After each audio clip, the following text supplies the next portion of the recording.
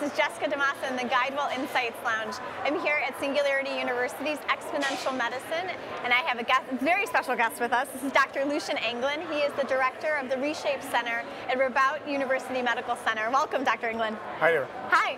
So all week long here at xMed, we've been hearing about these exponential technologies, AI, deep learning, blockchain. We've been hearing about biotech. So what's going to be the next big exponential technology to disrupt healthcare? Well, that's a very interesting question. Maybe it's not technology. I really do think that patients are going to be the exponential change in healthcare. Okay. Whenever all these kind of technologies come together at the convergence of technology and data and artificial intelligence, patients really do get choices. And that's not something that really is going on today because they're not good enough informed. They got no data. The data is in silos at the hospital and other places. So at the moment in time when the data gets shifted to patients and transformed into good information, that's where it really starts to, I often talk about democratization of healthcare. Yes. That's exactly what's going to happen. And I think that is going to be a more of impact than the technology separately.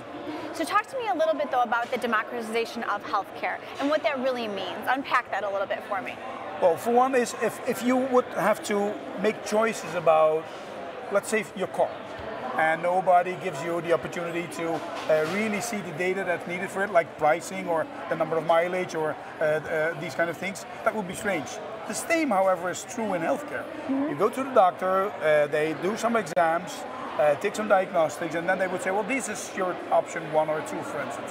What you see more and more is empowered patients that are looking on the internet and basically step into the doctor's office and ask, well, I know what I got, I basically need a second opinion, doc. Right. That's the strange thing that's happening right now. Imagine you have been trained for 17 years to be a specialist, and somebody comes up and puts 5 Google prints out there and say, all right, that's fine. I got this. I just diagnosed myself. We really do understand the shift that's going on. The democratization, however, now kicks in because the data that patients are producing themselves somewhere in 2017, maybe 2018, has that tipping point where they create more data themselves than the professionals do. Okay. And that's the moment in time when the coin flips, because professionals will have to take a subscription to the data of patients, which is now the other way around. So in history, we've seen that happening in travel. Right. People know on the internet what that hotel is, how bad it is, how good it is, all the rest of it. We've seen it happening in music. The moment in time when it got digitized, people stepped into all kinds of different models. Right. We've seen it in media and we've seen it in retail. And now I really do think that healthcare is next. So what happens when the patients really own their own data? You know, what's the opportunity there? Well, I think we have to split it in 2 parts. For one, there will be patients that always want to step up to the doctor and say, hey doc, just say what I need to do, just give me all the rest of the stuff, and I'm happy to follow whatever you think is needed.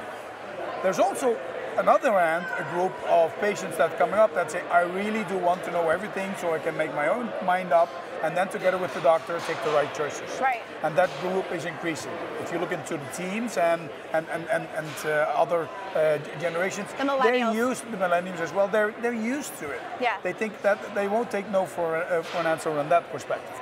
So if that is going to happen and patients get their own data, they will become more and more informed, and then they will start looking for choices. Right. They want to have a market, not for me in market in the commercial sense, but what are my options, who's the best doc, what's the best treatment, and they don't care if they have to travel for like 100 miles for some kind of better treatment in that. And that's not the case right now, still. So with that data packed into it, they start making choices. Now, the second thing that I think will happen is also on the insurance side of it. Okay. At least in the Netherlands, we got insurance companies and you can change once a year to a different insurance company. Whenever you see that those insurance companies will start to offer packages that include e-health, virtual consultations, and also better information, you also would see that people will start voting with their feet. Right. And that's, again, some kind of a marketplace that you will see happening in there. And I think the fourth thing that will happen with all the technology and producing of data, we will see a shift where if those 3 to 5 billion people that will become online, let's say in the next 10 years, worldwide, we could really set enormous steps in terms of creating better global health. Right. Because if we delocalize healthcare, it won't matter if it's in sub-Saharan Africa or in Paris or in Nijmegen or in San Diego, of course. Right. with all the internet that it will be space-based, for instance, very soon. So data is the liquid, is the oil and everything in it. It's feeding it. It's the oxygen for the change in healthcare, I think. Right, and we're hearing. I mean, everybody's talking about data. Everybody's talking about ways to access it. Where are we? Where are we in the timeline here of being able to fully actualize and harness the power of all of that data? Where do you think we're at? What's the state of play right now? I don't think that there's one answer to it, Jessica. Okay. I really think that it differs. If you look into some of the chronic diseases, for instance. Yeah. Diabetes, you see, they're way front ahead. They're right. doing that already. They own their own data. There's now a do-it-yourself industry coming up from patients creating their own artificial pancreas and having a close look. Patients are creating that, not the industry, because they have a different stake on that, for instance. Right. So, and on the other hand, you see that for some of the conditions, there's still nothing yet. So, it's a long tail at one end. Right. And on the other hand, there's really peaks in it. But let's be honest, some of the technology that we've seen here will change the world as the iPad did, for instance, for elderly care. Right. Because it was designed well enough for people on age to use it as easy as they want.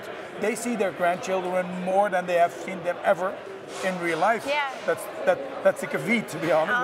But if we have good designed tools for all patients, that really will start to. Okay. Last question for you, Lucien, to wrap us up real quickly. What has you most optimistic about the future of healthcare?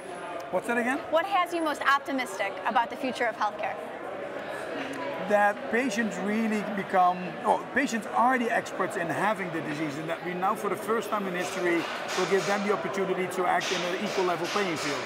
And that hasn't been the case yet, because we've got all the knowledge in libraries and all the research and stuff like it, and we now have the opportunity, at least, with the technology to start doing that. Excellent. Well, thank you so much for joining us. It's a pleasure to have you here. Always. Thank you so much from the Guidewell Insights Lounge. I'm Jessica DeMassa at Exponential Medicine. Thank you so much.